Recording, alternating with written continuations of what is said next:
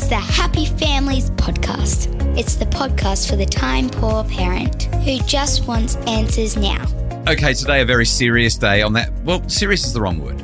My favourite episode. This has become literally my favourite episode on the Happy Families Podcast. It's where Kylie and I have a look at this week in parenting. That's right. We're going to go deep on what's been in the news in parenting over the last week, 2 weeks. I don't think you can say we're going deep. Okay. We're going to be superficial and flimsy, and we're going to talk about what's in the news about parenting because, let's face it, news, I've had a realisation, news is actually entertainment. That's the whole purpose of news. Really well done news is obviously not that. But when you look at news websites, most of them are just coming up with a whole lot of entertainment rubbish. They're not high quality news at all. Anyway, I digress. That's my little rant for the morning. Let's stay focused. Today, Kylie, 4 stories. 4 stories. I have no idea at all what order they're going to show up in. You get to play the game. What is story number 1? Our first story this week is a family favourite, Bluey. Yes. What's she looking at? It's a sign. What sign? Of course. I know where you are, Frisky. ABC over the weekend released their very first 28-minute episode. Felt like a full feature film compared to the 7-minute episodes. If you haven't caught the Bluey bug, I don't know what to say to you. I don't know how I can help you. Last year I went on an overseas holiday to America and I was sitting with friends and their family looked at me and they said, "Is your family as obsessed about Bluey as we are?" Oh. They've got kids literally aged from about 8 through to 23 and they all love Bluey. I heard this really funny thing last week on the Hamish and Andy podcast, one of my favourite podcasts. They're very funny guys. They've got this 20-year-old guy who's jumped on the pod. He's got this secret skill or a special skill. I can't remember what they call it. And they've said to him, "So what is it that we're going to test you on?" And he's 20 years old. He's memorised every Bluey episode. And so he can hear a 5-second clip and know the name of the episode that it's from. Joe Brum, the creator of Bluey, was on there and he couldn't believe this kid. And Hamish and Andy said, you're 20 years old. Bluey, you're not exactly the demographic, the target demo. And this guy said he was at Schoolies Week on the Gold Coast. All his friends were getting drunk and he decided to watch Bluey because he didn't want to do what his friends were doing. And he's watched it again and again. He fell in love with Bluey. I thought, how wholesome. What a great story. Anyway, we need to talk about Bluey on the weekend. Spoiler alert. There will be spoilers in this 3-minute conversation. But when we talk about parenting news, this is such sublime content for our kids to watch. There's a reason that it's the number 1 TV show on the planet. The show is called The Sign. You're almost crying just thinking about it. You cried more in Bluey than I've seen you cry in anything. You're giving away all my secrets. What was it that made you cry the most? So The Sign is all about a for sale sign and the emotions associated with that. Now you're getting me all choked up. And having gone through a number of moves with our children. Was the guilt there for you? It wasn't so much the guilt. It was just reliving some of those experiences as they walk through their empty house for the last time. Oh. I remember our last home and being really ready to leave it in some ways, but that last walkthrough was heartbreaking because, as everyone would know, when you live in a home, there is so much attached to that home and to that space. It might be the first place you brought your children home to after they were born. It might be where grandma spent her last few hours. Like there's so many different experiences that you have. You watch your child walk for the first time. It's just a really personal, intimate space. And when you know that it's the last time you're going to see it in that light or ever walk through those doors again, it really just pulls at the heartstrings. And the creators, the script writers, the voice actors, they do such a beautiful job of highlighting. I mean, you've got Chili, who's not open to talking about the move. Right. But she's also, it's because she doesn't want to add her anxiety and her concern to her kids. So she's trying to put on a big, brave face about this is going to be an adventure, kids. You've got Bandit, who's single-minded about, I've got a great opportunity and we need to go and do this. And I want to give my kids a better future. I want them to have what I didn't have. Yeah. And then we've got Little Bingo. Yeah, who's just excited about the move because it doesn't make sense until suddenly it does. Why? We sold the house, remember? So? Bingo, you know that when you sell your house, you have to move out of it, right? What? And You that didn't know really that? pulled at my heartstrings because we have watched that with our kids. They were so excited about one of our moves, so excited until it happened. And then all of the realities of leaving behind their home and their neighbours and their best friends at school and not going to the same school and all that emotion that hits after the fact. And then there's that wonderful Chinese proverb or parable about the farmer that I'm not going to go into now. It's been doing the rounds on social media for a number of years, but they've just done it so well, so well. Such great teaching about resilience and whether things are terrible or whether they're not terrible. I'm not going to do the final spoiler about what happens at the end. I'm just going to say it really hit me in terms of our great regrets. Happy that we're where we are, glad that we've done what we've done, but there's been real costs associated with it. And seeing the way the show wrapped up, I just thought, I wonder what would have happened if. Story number 2. Guy Sebastian reveals a hack for getting toddlers to stop having tantrums. Okay, this showed up just recently on Brisbane radio station and was replayed on the Daily Mail. Have you got any special newborn skills that you remember?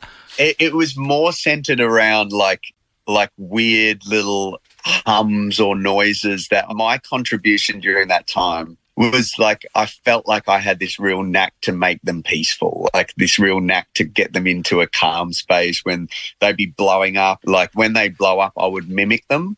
So even at like 2 years old or 1.5 years old, I think when a kid realizes how stupid they sound when they're blowing up, it weirdly worked with my kids. Like they'd be screaming and I would just do the same thing at them. I'd just literally go, and they would, it's almost like it was confronting for them so much that they'd look at me and just go, is that what I sound like? Yeah, right. Yeah.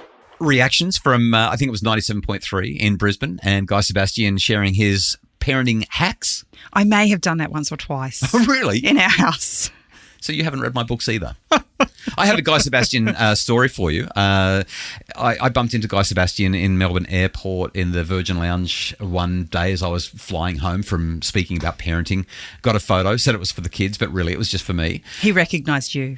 He didn't have a clue who I was. I'm not that big of a deal, obviously. But Guy Sebastian, I was so enamoured by the opportunity to meet him that I thought, I'm going to send him some books. I sent him a couple of parenting books. Clearly didn't read them. He didn't read them. I don't say anything about that in my parenting books. I'm really disappointed, Guy Sebastian. You got that one wrong. Well, what would you say we should do instead? That's such an important question, and I'm not going to answer it today because today is This Week in Parenting. We're not going to be serious. Actually, you know what? The best thing to do when your kids are like that is see if they want a hug or see if they want some space. Literally ask them. If they yell at you, give them some space. Well, I would do that after. After you've mimicked them and mocked them Well, and it's gone, It's not so much that. Sometimes I felt like the kids are just so in their own headspace that some external noise shifted their thinking for a second. A bit of mockery. Let me ask you this. If you're having a bad time, you're having a bit of a meltdown, and you do something like just go, ah! If I look at you and with a big smile on my face go, ah! Are you going to look at me and say, oh, you're so funny? Hilarious. I don't think it's going to be good for our relationship. We can do better, Guy Sebastian. That's all.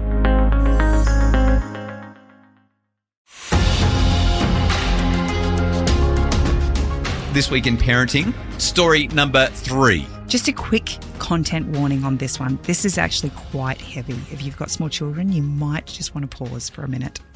The US FBI have issued a warning worldwide about some violent online groups that are targeting kids between 8 and 17, exploiting them to produce child sexual abuse videos, self-harm, and even suicide videos. The FBI calls it financial sextortion. Minors coerced into sending compromising images of themselves, some by networks of criminals overseas operating off scripts. Every now and again, we talk about how there's this sextortion thing happening. We had Julian McGrant, the eSafety Commissioner for Australia, talking with us on the podcast just recently about how much this is evolving and how much it's happening. But the FBI in America is now warning that violent online groups are operating on the most popular platforms, social media sites, mobile apps. And if you want to become part of the group, Essentially, they say you need to go out and live stream or upload videos depicting usually kids harming animals or committing self-harm or, in the worst scenarios, taking their lives or acting violently towards other people. These groups exist. They do it to gain notoriety and obtain high levels of status. They are genuinely out there trying to do the wrong thing. And then once the victims have been filmed and uploaded, the FBI is also saying that these groups will then use extortion and blackmail tactics, like threatening to swat or dox the victims if they don't comply with further requests. So they continue to manipulate them and harm them. Just for those who are not familiar with the terms, to swat somebody literally means to make a prank call to police or emergency services in an attempt to bring about the dispatch of armed police officers, such as a SWAT team, to a particular address. And doxing is the action of obtaining and publishing personally identifiable information on the internet with malicious intent so that people will go around to your house and do horrible things or say horrible things or scare you or that kind of thing. It's really, really serious stuff. And I wanted to bring it into This Week in Parenting, even though we usually have a lot of fun with this particular segment, purely because it is in the news. It is happening. And even though people keep on saying it's never going to happen to my family, this stuff is happening. It's happening all over the place all the time. And I'm sorry, but we need to really monitor what's going on with our kids and their social media use, because they can be at risk.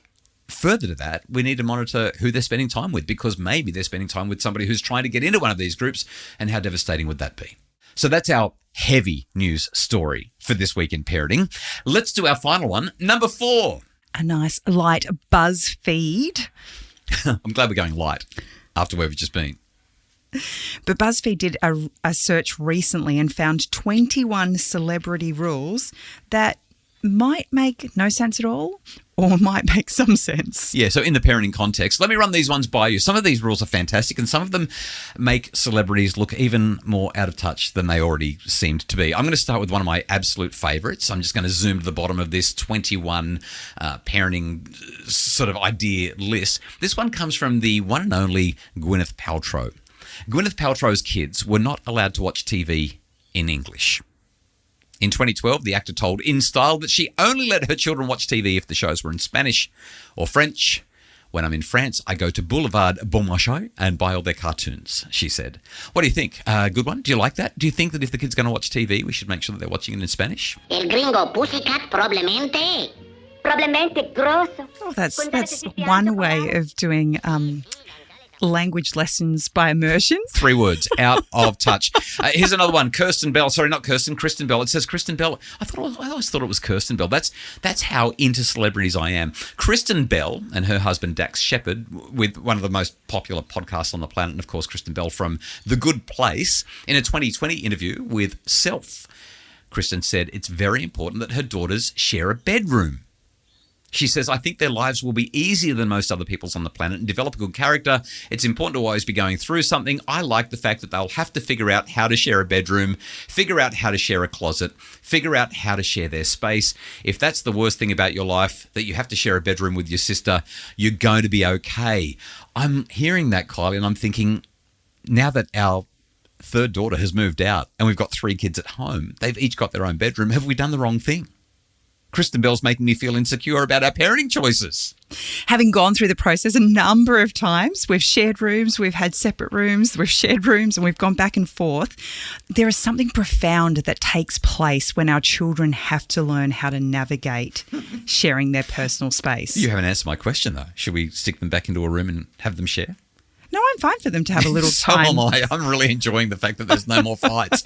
Okay, I'm just going to do 2 more because we need to wrap this up and get out of time. The Kardashians, always people who are really in touch with the common man, really know what's going on with people generally. Kourtney Kardashian's kids aren't allowed to use the microwave. Is it going to nuke their brains? Yeah, that kind of thing. Yep. Cardi B and Offset's kids aren't allowed to go to sleepovers. We had a big conversation on the podcast just recently about that one. And my other favourite one, the other one that stood out heaps when I was having a look at this one, comes from Jennifer Lopez.